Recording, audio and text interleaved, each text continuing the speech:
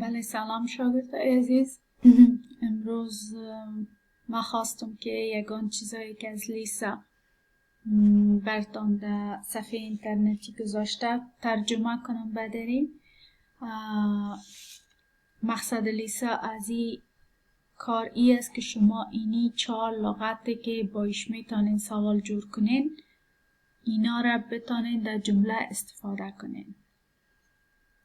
مثلا اول شروع کرده لیسا از گمارون، صبحتان بخیر.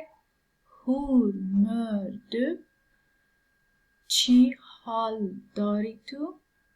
یا مربرا، من خوب هستم.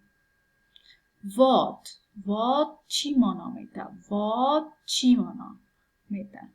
واد یور دو. Jag jobbar. من کار میکنم.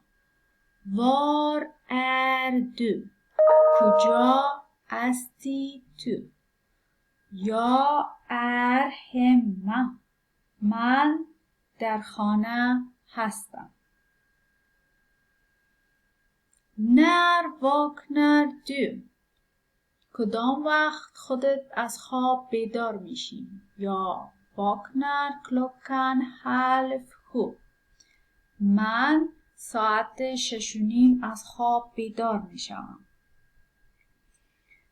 حالا لیزا گفته که شما بر از اینی 4 تا لغتایی که میتونین سوال جور کنین 4 تا سوال جور کنین، بعد از او در واتساپ به لیسا پرتین. هور چطور مانا میده؟ واد چی مانا میده؟ وار کجا مانا میده؟